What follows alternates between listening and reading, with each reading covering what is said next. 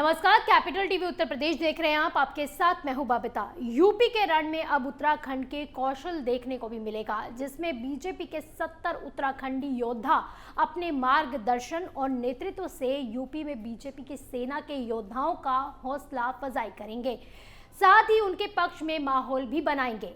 वहीं उत्तराखंडी योद्धाओं से टक्कर लेने के लिए कांग्रेस की तरफ से हरीश रावत मैदान में उतर गए हैं। देखिए हमारी ये रिपोर्ट।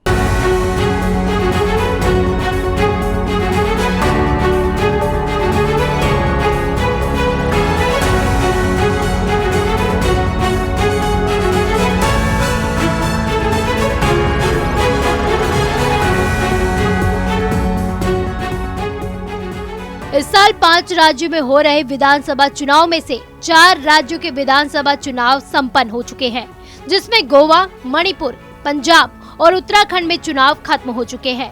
वहीं अभी यूपी में 3 चरणों की वोटिंग बाकी है। ऐसे में यूपी में बीजेपी के पक्ष में माहौल बनाने और बीजेपी के योद्धाओं की हौसला अफजाई के लिए उत्तराखंड के बीजेपी वीर रण में उतरने वाले हैं। उत्तराखंडी बीजेपी आर्मी की तरफ से यूपी में बीजेपी के लिए 70 योद्धाओं की लिस्ट तैयार की गई है, जो यूपी में बीजेपी के लिए माहौल बनाएंगे ताकि 300 प्लस का लक्ष्य हासिल किया जा सके। आपको बता दें कि उत्तराखंड में जब चुनाव होना था, उस वक्त यूपी के CM Yogi Adityanath BJP star प्रचारक के तौर पर उत्तराखंड में बीजेपी के लिए वोट मांगने पहुंचे थे। इसी कड़ी में अब उत्तराखंड के बीजेपी वीर यूपी में सीएम योगी आदित्यनाथ और उनकी सेना के लिए वोट मांगने आ रहे हैं। बीजेपी के इन 70 योद्धाओं से टक्कर लेने के लिए कांग्रेस से हरदा का नाम भी सामने आ रहा है। यानी बीजेपी के 70 वीरों को टक्कर देने के लिए यूपी के रण में हरीश रावत चुनाव प्रचार के लिए आएंगे। बीजेपी की लिस्ट में उत्तराखंड सरकार के मंत्रियों समेत कई विधायकों और संगठन के कुछ नेताओं के नाम भी शामिल किए गए हैं, जिन्हें चुनाव प्रचार के लिए यूपी के चुनावी रण में उतारा जाएगा, जिसमें प्रमुख रूप से मुख्यमंत्री पुष्कर सिंह धामी, महेंद्र भट्ट, संजीव चौहान, खजान दास, राम सिंह कैडा और हिमांशु चमोली जैसे कई विधायकों के नाम भी शामिल हैं। इनके अलावा प्रदेश संगठन के कुछ पदाधिकारी भी इस लिस्ट में शामिल हैं।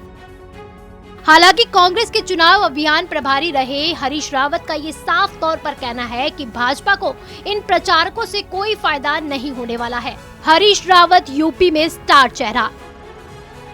इन दिनों उत्तराखंड में मतगणना से पहले जहां भाजपा के अंदर कलह की सुर्खियां हैं, तो वहीं कांग्रेस में मुख्यमंत्री चेहरे को लेकर बयानबाजी जारी है।